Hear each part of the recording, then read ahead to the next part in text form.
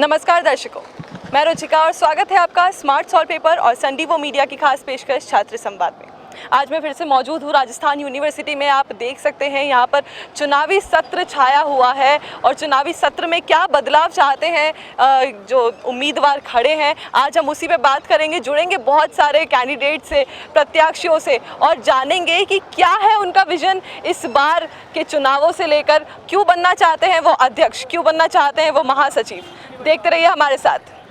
मेरा नाम मेघराज गुजर है। मैं NSY से तैयारी कर रहा हूँ पिछले 4-5 साल से।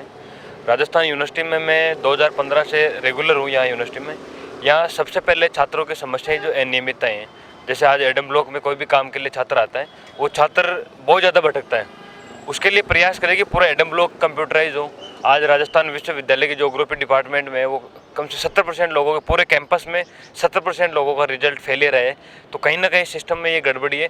सबसे पहले इस रिजल्ट के विजन पे मैं काम करूँगा। जैसे छात्र संघ चुनाव कंप्लीट होते हैं उसके बाद में एक ग्रीन क्लीन कैंपस है, जो हम पिछले 3 साल से इसका मुद्दा उठा रहे हैं, ग्रीन और क्लीन कैंपस का, जो आज भी नहीं है वो क्लीन कैंपस। कहीं पे भी आप कहीं पे भी देखोगे तो बीच में खड्डे है, सड़कें खराब है। यूनिवर्सिटी का, पूरे यूनिवर्सिटी के जो बैनर पोस्टर से पूरा कैंपस है वो बदरंग हो रखा है।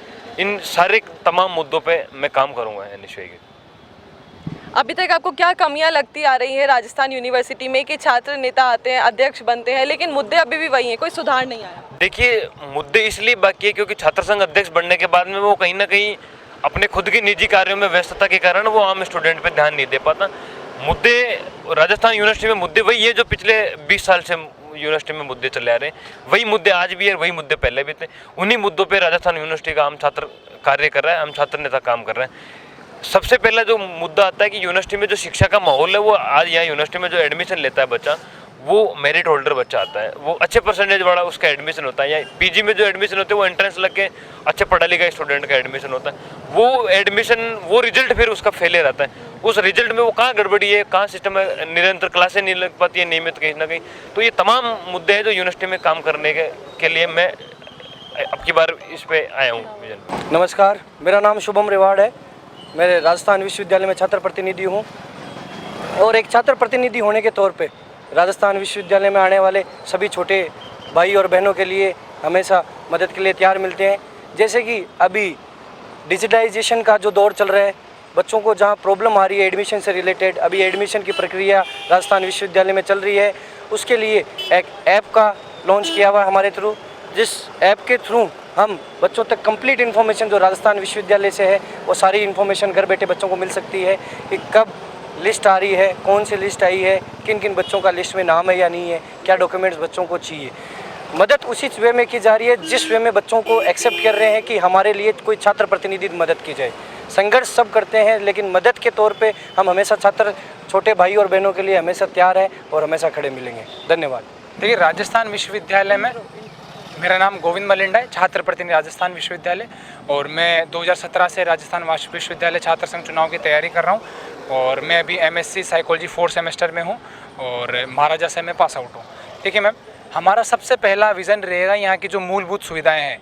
जैसे क्या, ये 21वीं सदी का भारत है, 21वीं सदी के शिक्षा का मंदिर है। यहाँ पर अभी भी लोग, छात्र नेता एडमिनिस्ट्रेशन से इस मामले में लड़ते हैं कि हमें पानी की सुविधाएँ, रोड्स की सुविधाएं, जो बेसिक नीड फैसिलिटीज़ होती है एज ए ह्यूमन, उनकी बेसिक फैसिलिटीज़ के लिए हमको लड़ना पड़ता है।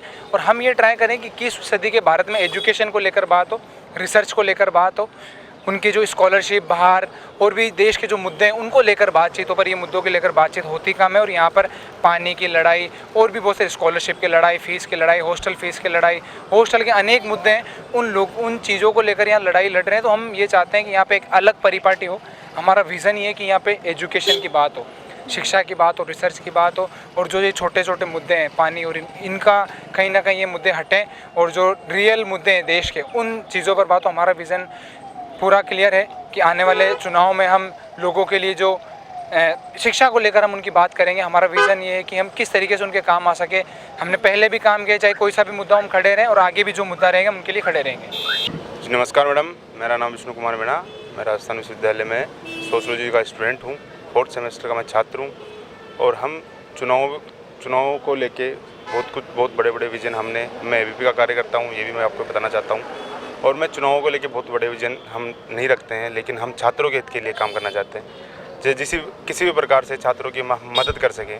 यहाँ कैंपस में हॉस्टल्स की हालत बहुत ख़राब है और ये वीसी साहब हैं जो स्टूडेंटों से डायरेक्ट वार्ता नहीं करते हैं, तो उसको लेके हम वीसी साहब को अवगत कराएंगे कि आप स्टूडेंट से वार्ता करो और स्टूडेंट की डायरेक्ट जो जिस प्रकार की अगर उनकी आप सहायता कर सको तो वो आप करो।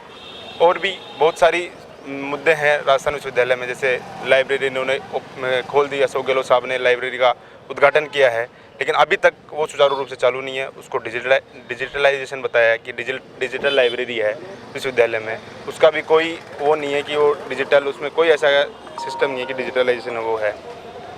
और ऐसे बहुत सारे मुद्दे हैं राजस्थान विश्वविद्यालय को लेकर, तो उसके लिए हम लड़ाई लड़ेंगे और एबीपी के साथ हम कार्य करते हैं, एबीपी के साथ काम करेंगे। मैं सोनू बैरवा राजस्थान विश्वविद्यालय NHY का दावेदार हूँ और मेरा रीजन यह है कि मैं लगातार 2014 से मेरा एडमिशन है विश्वविद्यालय में। मैं जब से लेके आज तक राजस्थान विश्वविद्यालय का स्टूडेंट नहीं, मैं चाहे नॉन कॉलेज हो चाहे रेगुलर हो, बाहरी कोई सा भी कॉलेज का छात्र हो, मैं उसके लिए यहाँ संघर्ष करता रहा हूँ। और मैं हर एक प्रदर्शन जो NHY की तरफ से रहा उस प्रदर्शन में मेरा पूरा हिस्सा दिया हूँ मैं। जैसे लगातार कल भी एक जोधपुर में एबीपी के जो कार्यकर्ताओं द्वारा जो एक निंदनीय घटना करी बलात्कार वाली, उस घटना के ऊपर भी हमने जोरों शोरों से प्रदर्शन, शांतिपूर्वक प्रदर्शन कर रहे थे। उसके बाद में जो लाठीचार्ज हुआ उसके बाद मेरे चोटें भी आई सिर में।